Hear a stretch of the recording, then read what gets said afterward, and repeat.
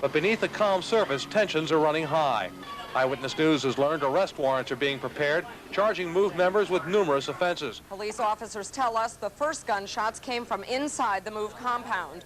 Authorities responded not only with gunfire, but with a heavy barrage of tear gas and countless unloading tons of water Winchester from high-power cartridge hoses shells supplied by the fire department.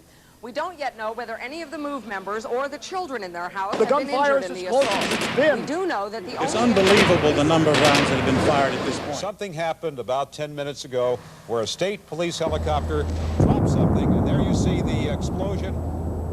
Simply roaming the alleyways of the Osage Avenue area. The situation is as tense now as it has been all day.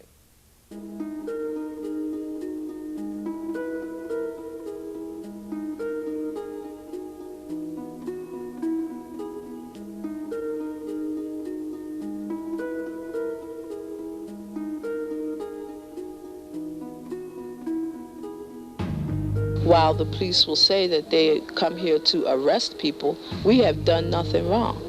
It started in the early 70s. You know, when the MOVE organization first surfaced, we had peaceful demonstrations at the zoo, at the circus, at furriers. When the government started hearing the information that was being put out, when they started hearing the wisdom of MOVE's founder, John Africa, they knew they were hearing the truth and the seeds of revolution.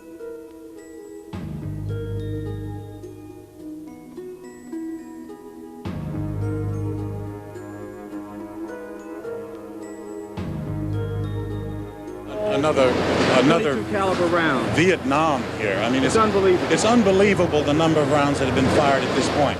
When I first came to Philadelphia in 1978, my first assignment was MOVE. But the MOVE of 1978, in many ways, cast a bigger shadow of the city of Philadelphia than MOVE of 1985. The police will be in there to drag them out by the backs of their necks.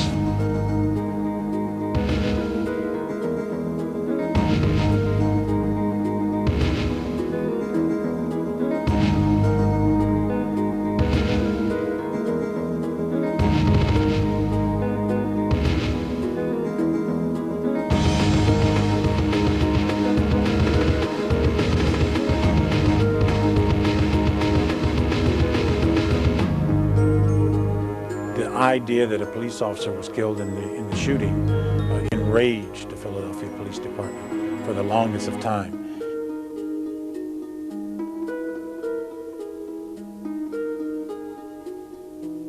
I joined the police department in October of 1969. On my shift, keep it as simple, quiet, peaceful as possible, and go home. They were more willing to die for their cause than I was for mine. At one point, they built a bunker up on top of the building with little gun holes. We intend to evict from the house, we intend to evacuate from the house, and we intend to seize control of the house. How do you do that? We will do it by any means necessary.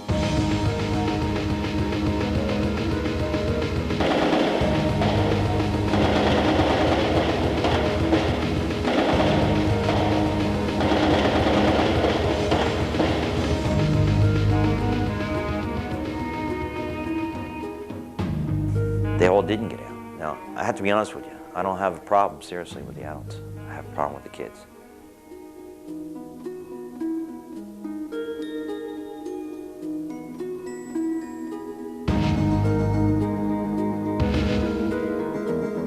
Then the cops started shooting again. Then they locked the finger up and waited.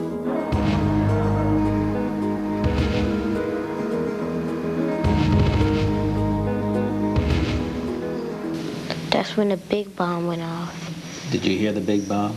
It shook the whole house up.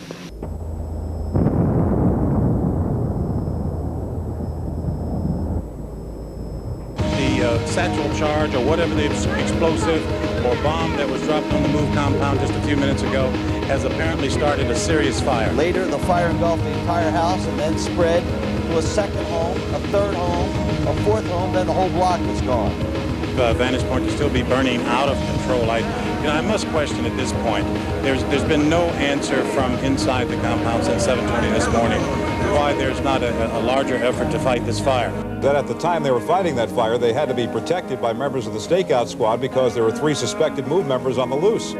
What fire department do you know is out there at a fire and decides not to put it out? The police commissioner said, let the fire burn.